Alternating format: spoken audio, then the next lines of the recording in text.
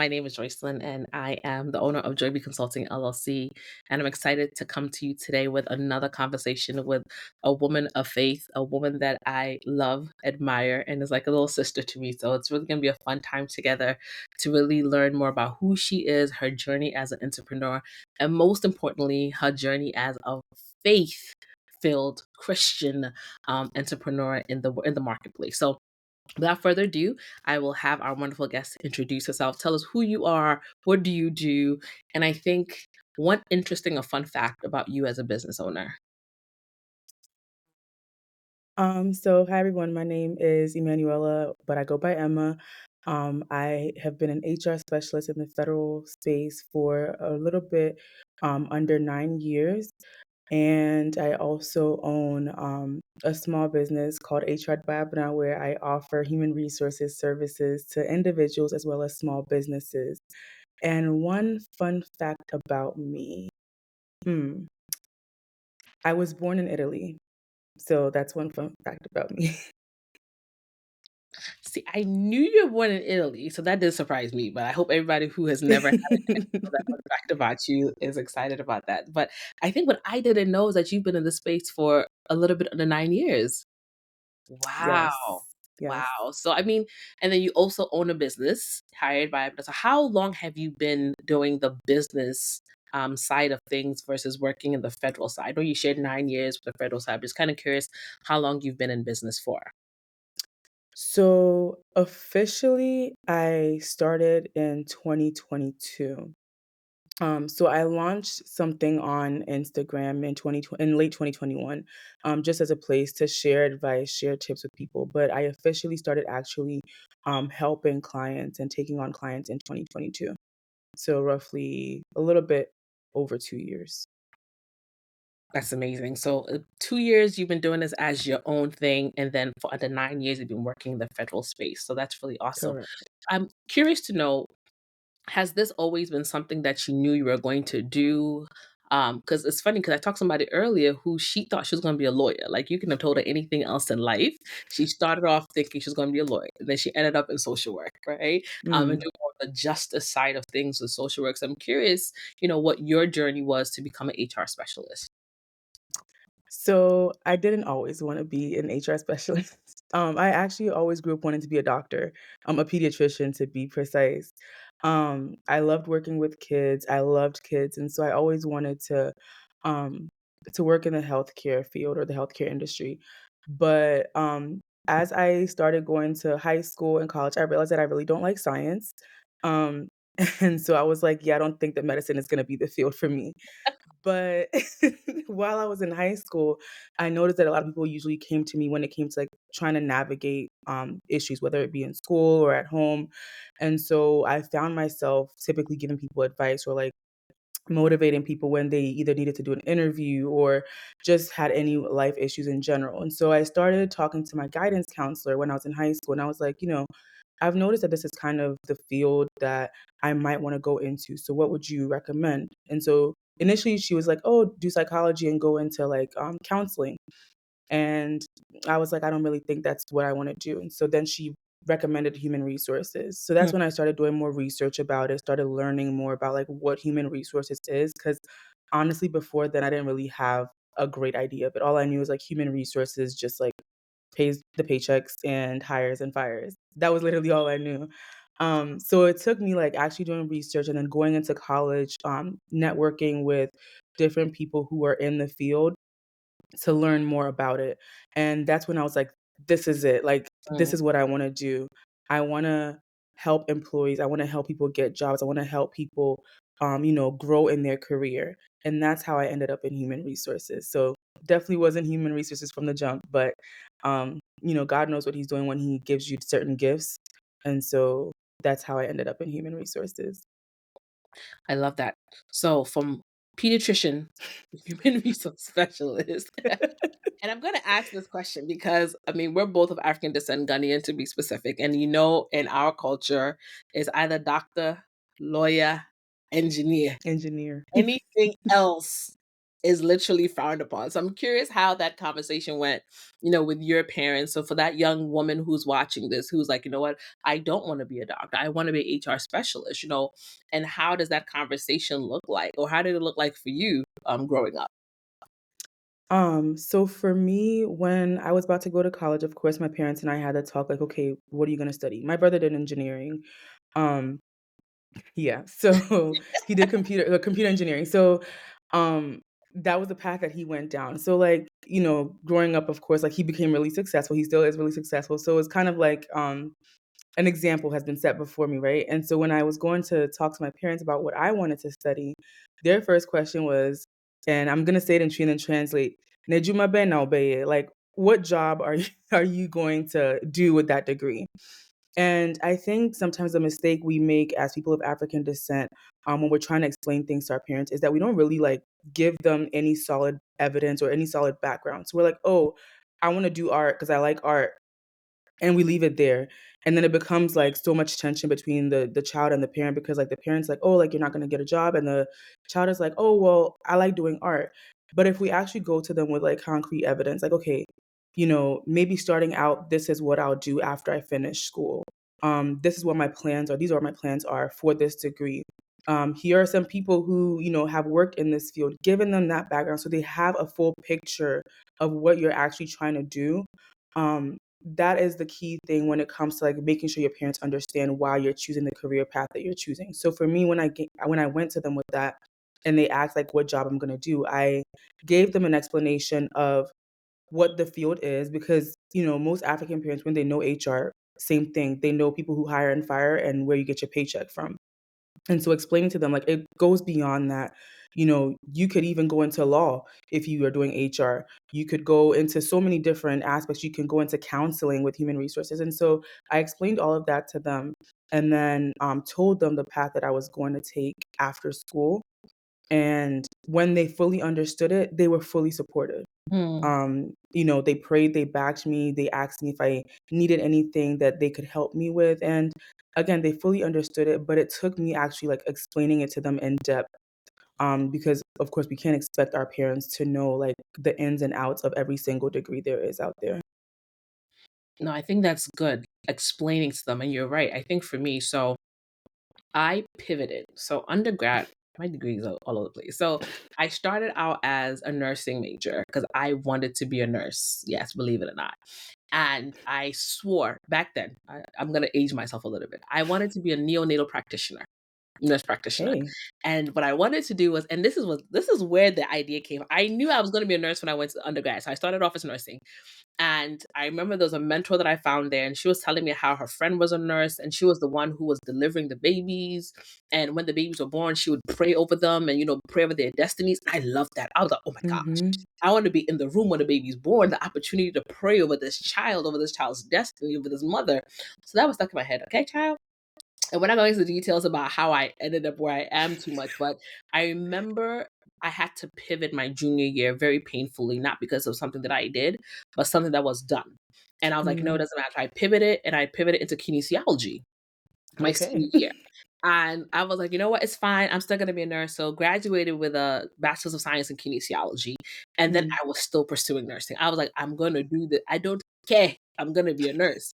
And I had the grades, right? But it's like Mhm. where I went, I was denied. I was trying to get to like one of those accelerator programs. And Mhm. it was frustrating because like I had sold this dream to my parents. I was going to be a nurse. I had sold it to myself. I was going to be a Mhm. nurse. And then when kinesiology was there, I was like, okay, how do I pivot this? I was like, okay, maybe I could do PT, but my heart wasn't in PT. Right. And it was a friend of mine who, when I was having a conversation with, he's like, you know what? You are so good at talking to people. Mm. And you are so good at getting people to open up to you. Have you ever thought about counseling? And I was like, well, and what is that? Like, what am I going to do with that? Like what money am I going to make with that? And Right.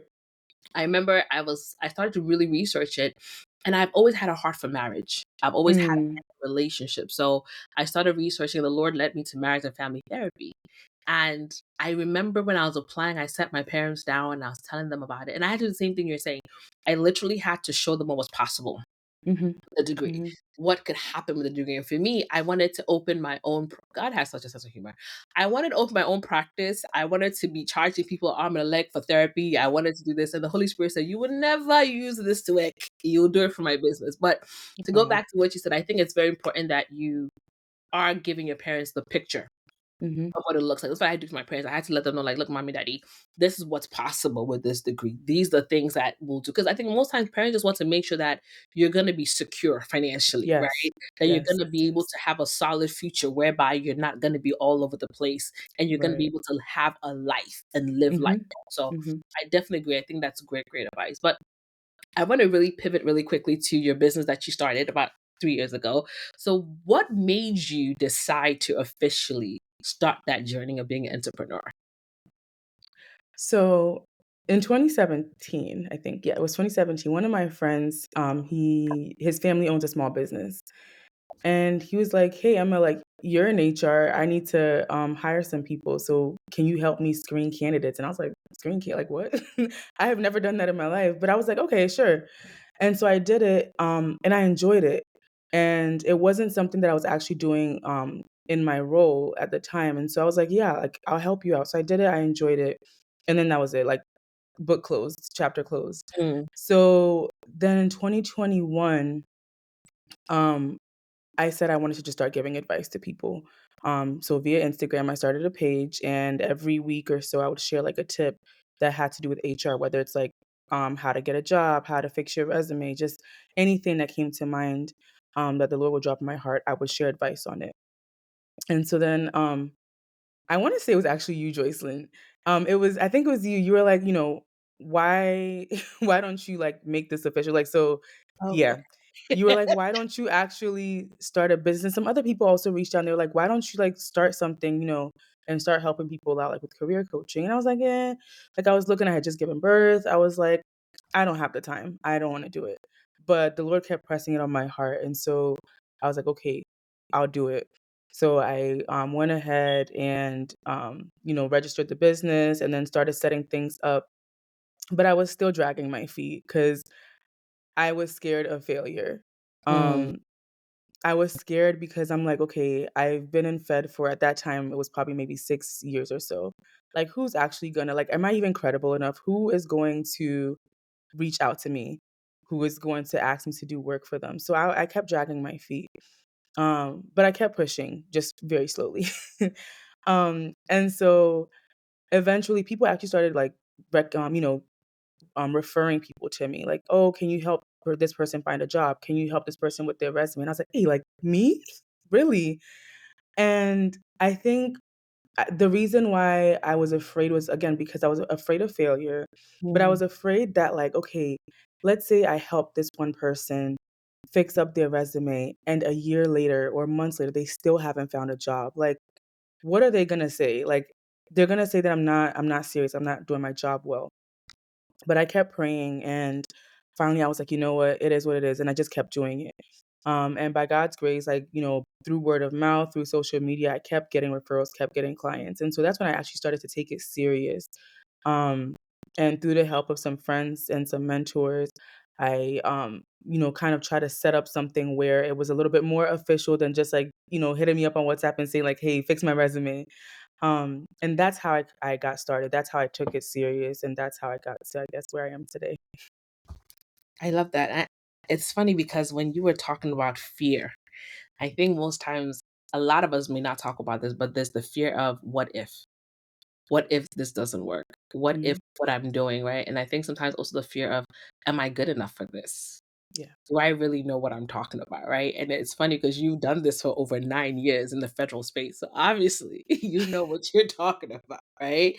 To some degree. But yeah, thanks for sharing that. I think the next question I have is what has been some of the challenges, that you face walking in this entrepreneurial journey, and how have you overcome them, or how are you overcoming them? That's a really good question. I think one challenge that I have faced, or should I say I'm still facing, is kind of like the example that I gave before. There's somebody that has been in the job market for um, about a year, and they came to me and they're like, "Hey, like I'm looking for a job. I haven't really had experience before, but I just really need your help." and I'm still working with this client. It's been a few months, and they still just haven't landed the position or the role that they desire. And so the challenge at that point becomes like, okay, I don't want to give up on this client.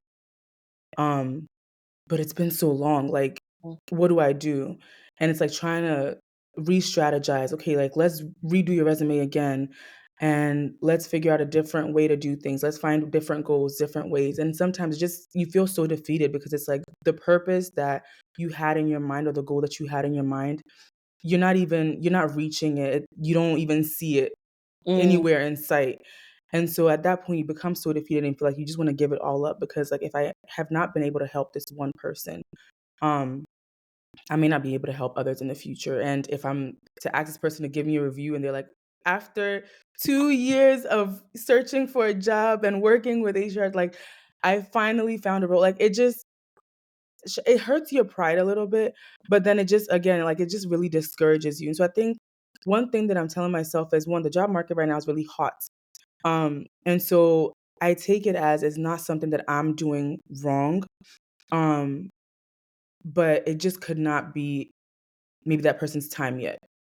I strongly believe in timing, and that's one thing that I keep telling this client is that, God's time, is different for everyone. Somebody might get a job within a month of searching, and somebody it might take a year. It doesn't mean you're less qualified. It just means that maybe within that time frame, God's preparing you for something else. And mm. so, um of course, I've been using my faith, the word of God, to encourage myself, but then also to encourage the client that I'm working with and just saying, like, it's not you and it's not me. It's just not the time. But that doesn't mean, of course, stop looking. Keep persisting, keep looking, keep preparing yourself, but allow God to bring what He has for you in His own time. No, that's good. I think as you're speaking, there's two things that come to me. The first thing is it's really important as believers that we know who our source of strength is, right? Because you talked about how you are encouraging yourself in the word, but those are encouraging them, right? Which I think is so key because I think that's what for most of us grounds us because we could easily be like, forget this. And I think one thing I want to say to you is that it's the consistency to walk the journey with this person. I think one of the things that I've seen with most of the people I've spoken to is that sometimes God will bring certain clients into our life for us to walk seasons with them, right? So that we're Yeah. able to walk through them. One thing that also came up is that as women of faith in business, our business is a ministry. It's a place where we get to minister to other people and show them who God is, right? So in this situation, maybe they're learning who God is in the waiting through your Mm, voice, through your words, right? And then also even for you to see who God is. And I think sometimes mhm, when things tarry, it's a bigger testimony in the end of what God can definitely do. So I yeah. definitely want to I would definitely want to applaud you for, just being honest and vulnerable about that because a lot of people would not even think about that. But next person. Um, and to do that in that way. So yeah. The next question that I have for you just kind of ties to what you just said before in terms of, the the market right now is really hot. Like I think a lot of people are going through a phase of looking for jobs. So I guess my question to you is what do you offer, with your business? What are some ways you can help people to, especially in the season, just in general? So yeah, so I Because guess what oh, you said sorry, go ahead. is that because I asked that because most people, like you said, all we know is HR hires and fires and pays you, right? So it's like, okay, what else can an HR specialist do for me in this journey? Mhm. So I start with the individual. So for individual services, I offer resume revamp. So that just means, looking at your resume, if it needs editing, needs tweaks, I offer that. I offer LinkedIn revamps because nowadays social media networking is like one of the biggest ways that people are able to connect and find positions. So I offer that. I offer job interview preparation. So if you have an interview coming up, I schedule either a 30-minute session or a 1 hour session with clients. And essentially, we do a mock interview and then we go over how best to answer questions that will definitely come up during interviews. And then I offer workplace consultation. So that just varies based on what the client needs. Maybe it's something that has to do with HR in their company, or it has to do with something related to performance in their company. So it really just varies. from client to client. And then on the small business side, I offer recruiting and hiring assistance. I offer screening assistance. I offer employee handbook creation, offer letter creation, just like anything that has to do with the HR process for a small business. I offer that service to small businesses. And how has that been in terms of, okay, let me ask it this way. Which one have you enjoyed doing more? Small business or more of the big client? Ooh. Who are your favorite? Um, We won't tell them. hmm. I think I've enjoyed the small business side a little bit more, simply because every business is different. And so I've enjoyed learning like what each business does and like kind of where they're lacking, what they need help with, because it allows me to get creative with the services that I offer them. With the individual side, if it's like a resume that I'm revamping, it's typically, the same steps that I follow, like different wording, of course, but same steps. So the creativity on that side is not as much as on the business side. And so I think I enjoyed the small business side a little bit more. And is there a specific small business that you like to work with? Like, so for example, for me, I work with everybody. I love working with women. Like, that's just my heart. Like, I love working with women entrepreneurs, women business owners. That's just where my heart is. So curious if that's the same for you. Have you found a specific area you love to work with or clientele in that way? Or everybody's. Um, I mean, everybody's definitely welcome. I think the most that I'll say I've worked with is small insurance companies. Um, I enjoyed doing that. I've worked with a tutoring company. I've worked with a company that sold like fabric. So it's really yeah, it's a variety of companies, and I'll say like everybody's welcome. There's no specific type of industry that I am working towards or working with. That's awesome. That's awesome. Well, I know we have a few minutes, and I always end with this one question. Is if you had the opportunity to sit across from yourself 10 years younger, what would you tell Emma?